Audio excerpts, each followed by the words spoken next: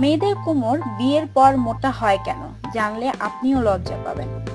অস্ট্রেলিয়ার স্বাস্থ্য বিশেষজ্ঞরা ৩৫০ জন কনের উপর গবেষণা করে তথ্য বের করেন বিয়ের পর কেন কনের স্তন ও কোমর মোটা হয়।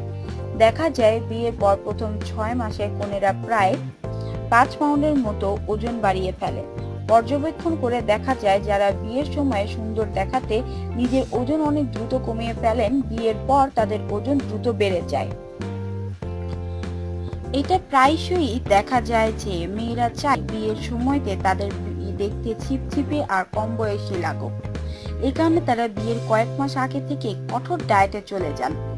এমনকি দেখা যায় পরিবারের মানুষ, এমনকি তাদের বাগদত্ত পুরুষেরাও তাদের বলেন ওজন কমাতে। তারা বেশিরভাগই মোটামুটি ২০ পাউন্ড ৯ কেজির মতো ওজন কমানোর পরিকল্পনা করে ডায়েট শুরু করেন।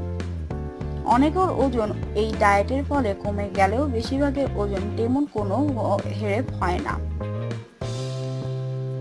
তখন প্রথম ৬ মাসের মাঝেই তাদের ওজন বেড়ে যায় দ্রুত। দেখা যায় বিয়ের ৬ মাস পর তাদের ওজন বেড়েছে গড়ে ৪.৭ পাউন্ড ২.১ কেজি।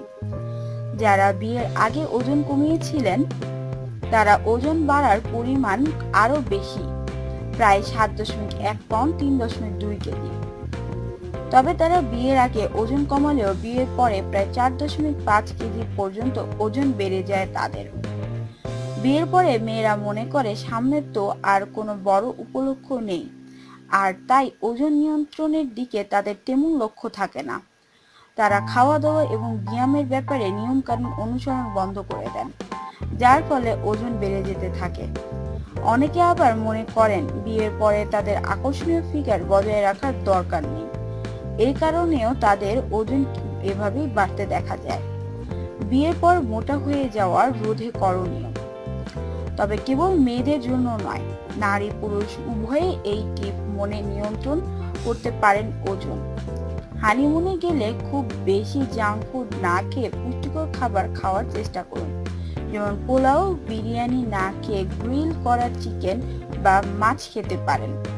সাথে খাবেন প্রচুর পরিমাণ সালাদ আর মিষ্টি জাতীয় খাবার, যেমন কেক, পেস্ট্রি খাওয়া বদলে ফ্রুট সালাদ বা ফলের রস খেতে পারেন। ভ্রমণে গেলে রিচ ফুড এমনিতেও এড়িয়ে চলা উচিত। ডাক্তারের সাথে পরামর্শ করে ভিটামিন বি জাতীয় ওষুধ খেতে পারেন।